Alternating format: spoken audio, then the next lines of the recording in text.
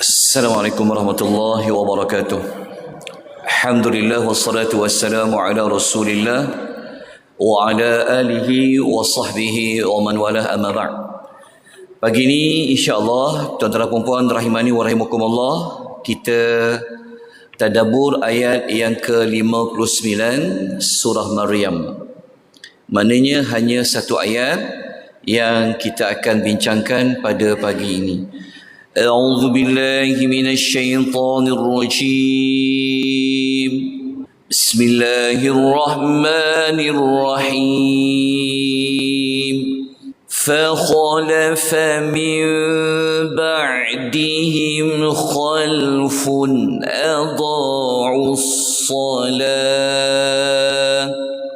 أضاعوا الصلاة واتبعوا الشهوات فسوف يلقون غيا. Terjemahan ayat 59 surah Maryam. فَخَلَفَ مِنْ بَعْدِهِمْ خَلْفٌ, kemudian mereka digantikan. Mereka di sini merujuk kembali ayat 58. Maknanya ayat 58 adalah Allah memuji para nabi dan pengikut-pengikut mereka yang beriman. Kemudian Allah mengatakan mereka digantikan oleh keturunan yang pertama mencuaikan salat, yang kedua dan menurutkan hawa nafsu, maka mereka akan menghadapi azab. Apakah azab itu? Kita akan tafsirkan sebentar lagi. Jadi dalam ayat ini kita jumpa ada kalimah khalafa dengan kalimah khalfun. Apa beza antara dua kalimah ini? Dari sudut bahasa, perkataan khalfun, kalau huruf lam dia berbaris mati, ia merujuk kepada jenis manusia yang jahat. Kalau lam itu berbaris di atas, khalafun merujuk kepada golongan manusia yang baik. Ini sedikit perbezaanlah tentang perbezaan kalimah khalafa dengan kalimah khalfun. Apakah perkara yang pertama yang Allah bincangkan? Iaitu tentang adha'us salah, iaitu mereka yang mencuaikan salat. Apa makna sebenar adha'us salah? Saya merujuk tafsiran Al-Imam At-Tabari terlebih dahulu, yang mana kata Al-Imam At-Tabari rahimahullah, tafsiran pertama adha'us salah adalah merujuk kepada orang yang melewatkan waktu salat sampai salat tu dah nak habis, baru terkejar-kejar untuk menunaikan ibadat salat. Itu maksud adha'u yang pertama. Tafsiran yang kedua kata Imam At-Tabari adalah merujuk kepada orang yang meninggalkan salat. Namun ada tafsiran yang ketiga, yang ini saya rujuk dalam Fathul Qadir. Al-Imam Syaukani mengatakan adha'us salah termasuk juga bagi sesiapa yang meninggalkan rukun salatnya. Maknanya rukun salat dalam mazhab Syafi'i ada 13. Dia tak jaga rukun-rukun salat itu dengan sempurna. Dia tidak menitik beratkan tentang rukun-rukun salat. Itu juga termasuk di dalam tafsiran adha'us salah. Baik, kita lihat beberapa contoh orang yang melakukan kesalahan dari sudut rukun. Kita nampakkan slide kan? Kita ambil satu contoh pada zaman Nabi SAW. Antaranya lah orang yang tak menitik beratkan tumakninah dia. Tumakninah ni adalah waktu sekejap antara rukun-rukun itu. Baik, ada satu cerita. Ada seorang lelaki ni, dia masuk ke masjid Nabi SAW. Dia semayang. Lepas habis semayang, Dia bagi salam kepada Nabi SAW, maka Nabi kata semayang balik, kata Nabi. Kamu ni sebenarnya tak semayang. Dia semayang kali kedua. Lepas habis semayang, dia bagi salam kepada Nabi SAW, Nabi jawab salam. Nabi kata kepada dia adalah irji' fasalli. Nabi kata semayang balik semula, engkau tidak semayang. Dan kan lelaki tu pada zahirnya dia semayang lah, tapi Nabi kata engkau semayang tak semayang. Dia semayang buat kali yang ke-3. Dan akhirnya lelaki tu dia jumpa Nabi SAW. Dia kata, ya Rasulullah, setakat aku tahu salat macam ni lah, dia kata. Macam solat kali pertama, kali kedua, kali ketiga. Maka dia ajarkan kepada dia minta kepada Nabi SAW, ajarkan sebenarnya semayang yang betul ni macam mana. Maka jawab Nabi SAW, Nabi kata apabila kau bangkit daripada salat, engkau bertakbirlah. Itu kita fahamlah. Kita ambil yang hujung tu, sabda Nabi SAW, ketika engkau rukuk, Nabi kata hatta tatma'inna raki'an, rukuklah sehingga kamu tatma'inna tu tumakninah lah, sehingga kamu tenang dalam rukuk. Maksudnya rukuk, ambil sedikit masa untuk pastikan rukuk tu sempurna. Kemudian Nabi kata engkau bangkit daripada rukuk, kemudian engkau berdiri tegak, kemudian kau sujud balik. Ketika kau sujud, kata Nabi SAW, hatta tatma'inna sajidan, sehingga kamu tenang dalam keadaan sujud. Maksudnya apa? Tumak nina. Maknanya lelaki tadi dia semayanglah laju. Maknanya tak ada tumak ninah dia ketika dia rukuk, ketika dia sujud. Okey, apa itu tumak ninah? Tumak ninah ni adalah berada dalam keadaan yang tetap dan tenang ketika rukuk dan sujud, sekadar ucapan paling kurang satu bacaan. Kalau rukuk tu subhana rabbiyal azimi wa bihamdi, ni dia punya laju ni, tu menyebabkan dia tak ada tumak ninah. Cuba tuan-tuan perhatikan orang semayang, kadang-kadang semayang dia laju. Dia cukup 13 rukun tu, tapi tumak ninahnya tidak ada. Itu termasuk orang yang mensia-siakan solat dia. Kita ambil satu contoh, orang yang rukuk dan sujud seperti burung gagak. Sabda Nabi SAW, Nabi ada tengok seorang lelaki yang rukuk tak sempurna rukuk dia. Sujud dia tak sempurna, seperti mematuk-matuk. Macam patuk laju. Kemudian Nabi SAW kata, Nabi sebut dalam hadis dia, terjemahan hadis tu, sabda dia yang bermaksud, kalau orang ini mati dalam keadaan seperti itu, dia mati di luar agama Muhammad sallallahu alaihi wasallam. Kita bayangkan. Jadi kalau sampai tak ada tumak ninah ni sangat bahaya. Okey, kemudian sabda Nabi sallallahu alaihi wasallam, orang yang tak menyempurnakan rukuk dia dan mematuk-matuk dalam salatnya adalah seperti orang yang lapar. Ia hanya makan 1 atau 2 biji tamar yang tidak mengenyangkan dia. Dan ada orang salat, kata Nabi, seperti pencuri. Seperti pencuri. Sabda Nabi SAW, seburuk-buruk manusia ialah pencuri yang mencuri dari salat dia. Para sahabat kata, macam mana pula dia boleh sembahyang jadi pencuri tu? Nabi kata itu orang yang tidak menyempurnakan rukuk dan sujudnya. Hadis riwayat Ibnu Abi Syaibah. Dia maknanya sekadar dia nak tunduk je. Sekadar dia nak sujud, tapi sujudnya itu tidak ada tumak ninah. Jadi sekurang-kurangnya satu bacaan. Tapi kalau lebih sempurna, buatlah 3 kali ulangan. Okey, itu di antara contohlah tentang adha'us salah. Baik, kita patah balik kepada ayat untuk tafsiran yang berikutnya. Kenapa Okey, apakah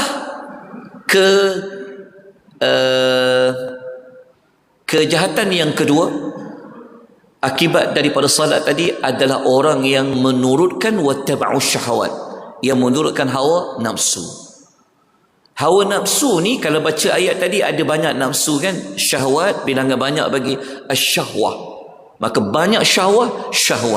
Syahwat ini kata para ulama yang utama ada 2, syahwat perut dan syahwat kemaluan. Syahwat perut ni apa? Syahwat perut ni adalah dia nak masukkan dalam perut dia, tak kira dah halal haram ke, dia bedal semua. Duit riba ke, duit rasuah ke, duit menipu je, janji perut dia kenyang. Ni termasuk dalam orang mengikut syahwat dia. Termasuk mengikut syahwat kemaluan. Kata al-Imam kata Dr. Abbas Zuhaili dalam Taksir Al-Munir mengatakan, apa maksud wattaba'u syahwan? Antara orang yang berzina, minum khamar, bagi persaksian yang palsu, judi, dan orang yang hidup dekat dunia dia tak ambil kira langsung. Bagi dia tak ada hukum halal haram lah. Mudah kita boleh kata seperti itu. Okey, apakah tafsiran yang dikatakan fasaufa yalqauna ghayya? Maka mereka akan menghadapi ghayya tu, azab tu. Apa dia ghayya tu? Saya nukilkan kembali tafsiran Al-Imam At-Tabari. Al-Imam At-Tabari kata saufa kalimah yalqauna ghayya itu adalah nombor satu, merujuk kepada orang yang Allah masukkan dia ke dalam neraka. Dalam neraka tu ada satu lembah, itulah dimasukkan dengan ghayya. Okay.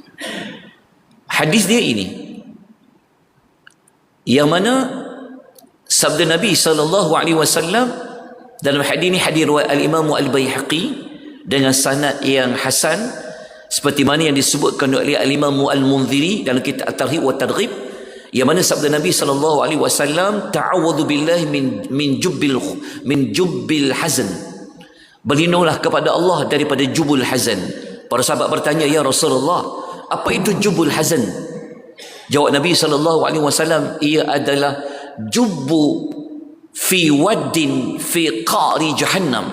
Ia adalah sebuah lembah di dalam neraka Jahannam, yang mana neraka Jahannam itu sendiri minta berlindung daripada lembah itu sebanyak 140 kali setiap hari. Itu yang ni nak merujuk kepada sebuah lembah di dalam neraka.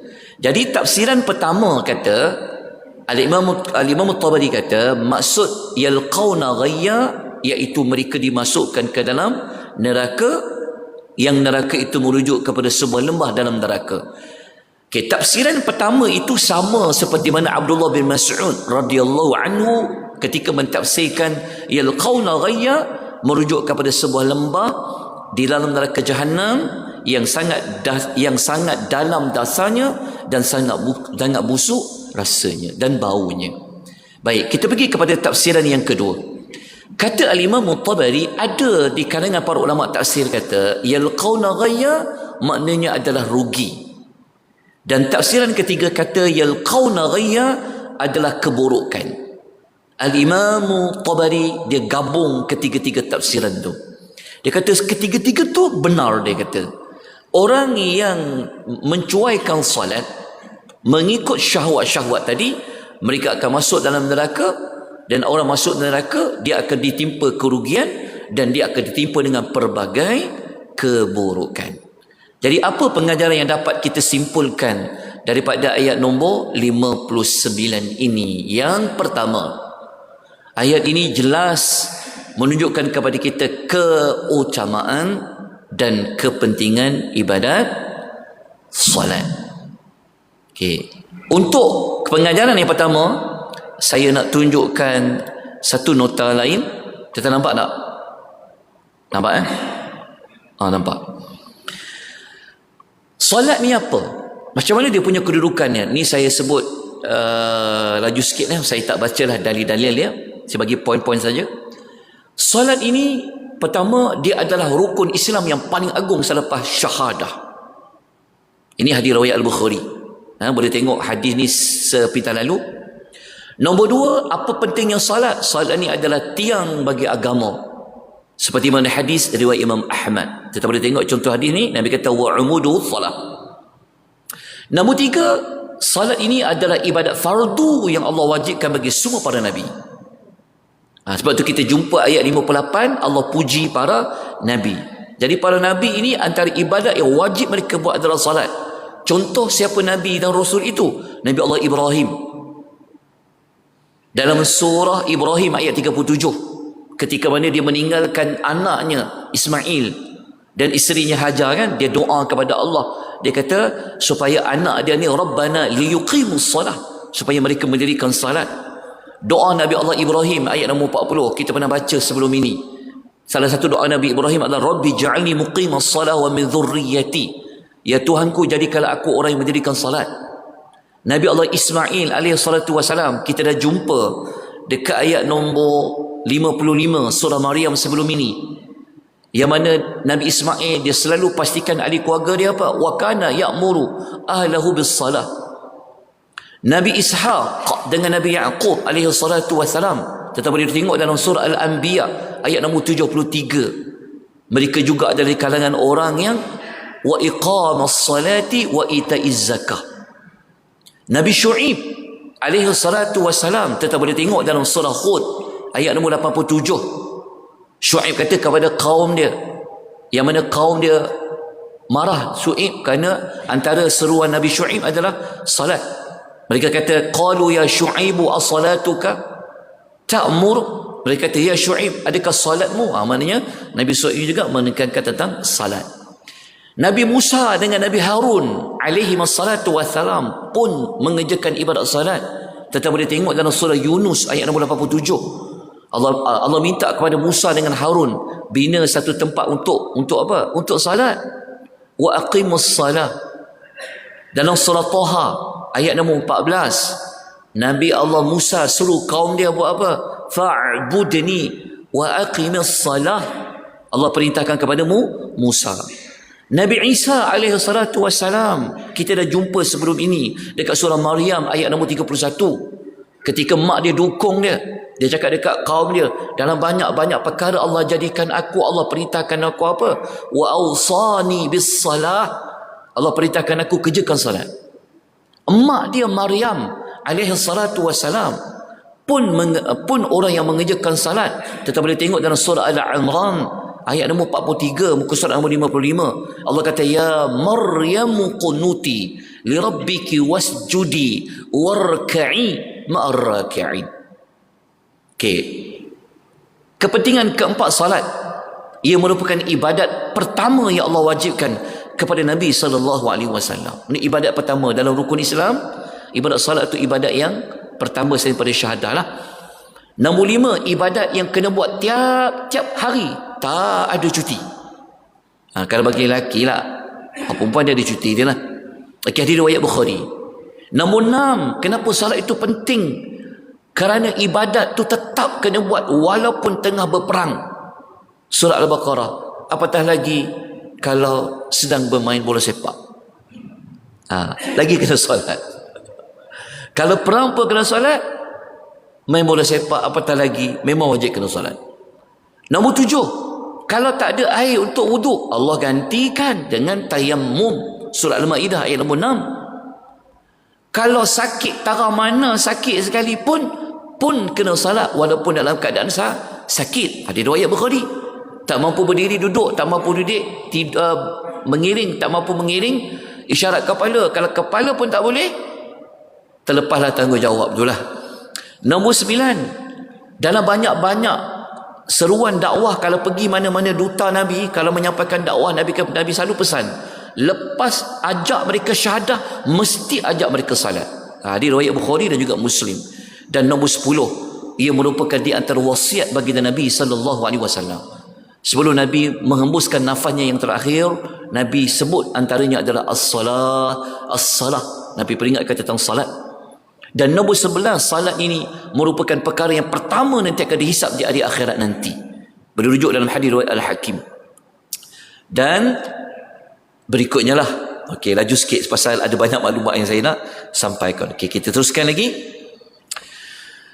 Pengajaran yang kedua yang kita boleh ambil daripada ayat yang ke-59, daripada tafsiran kata ghayya itu neraka sebuah lembah, dapat kebinasaan dan keburukan, jelas kepada kita ada dua kesan buruk yang Allah memberikan amaran. Allah mengancam kita, kalau kita tak salat, dekat dunia pun dapat kesan buruk, di akhirat pun kita akan dapat kesan buruk.